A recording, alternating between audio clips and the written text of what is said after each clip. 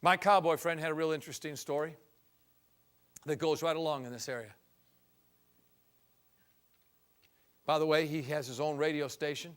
He's doing an amazing job on his radio show. The last 3 were incredible. You really need to listen to them if you can, about grace, finding grace. Really, really, really good. And you can find it on benevolentgrace.com. But anyhow, BJ's getting ready to take his new Labrador Retriever to what he called band camp. It wasn't band camp. It was a place where they train, a training camp, for about 2 to 3 months. And he's really sad because his dog's his best friend.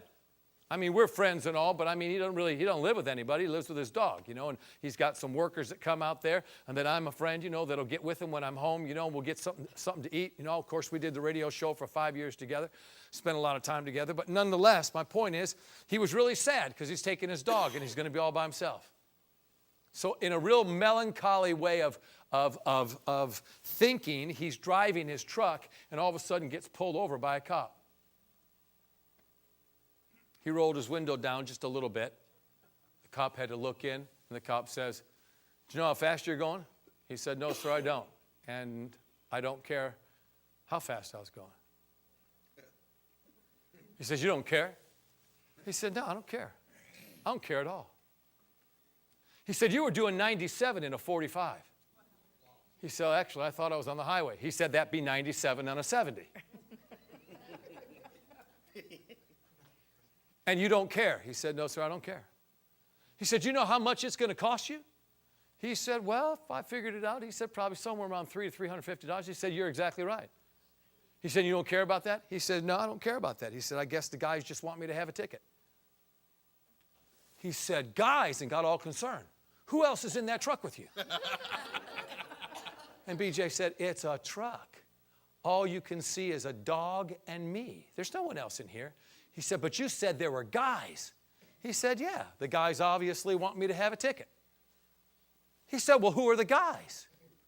He said, "God, Jesus, the Holy Ghost, and His grace." He said, "Oh, you can't say that about God. That's disrespectful." He said, "No, it's not disrespectful at all." He said, "God's so real to me." He said, "They're real people. That's why I call them the guys." And now they have this big old argument going on theologically because this really tripped his switch, and he couldn't handle that BJ would talk like that, say things like that.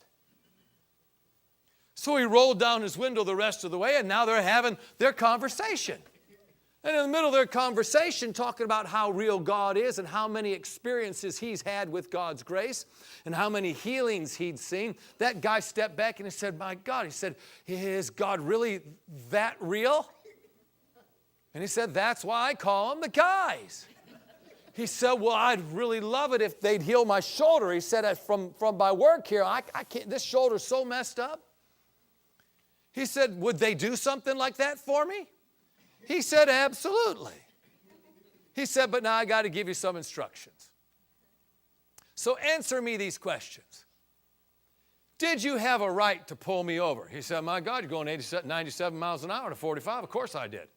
Look at the passion. Look at the determination, the absoluteness about what's coming out of his heart, see. He said, "Could you give me a ticket?" He said, "I've got my ticket right here. I can write it up, sure enough." He said, "Could you take my car?" He said, "I actually could. Going that fast, I could take you in." "My dog?" He said, "Yeah." He said, "Are you sure?" He said, "Well, of course I'm sure. That's why I got this badge." Notice all the absoluteness of this man's assurity and confidence. He said, "Then step away from the car, look up to heaven, and with the same feeling, the same passion, the same emotion, and the same confidence say, 'God, I'm tired of hurting. Would you do something about my shoulder?'" He didn't need to hear another second of what BJ was saying. He just stepped right back like this. He says, "God, I'm so tired of this shoulder." And he goes, oh my God. Oh my God. He starts moving. He didn't even get his prayer out. He said, "What'd you do to me?" And BJ said, "Well, it's pretty obvious. I'm sitting in this truck." He said, "I didn't do a thing to you." He said, you just you just found God.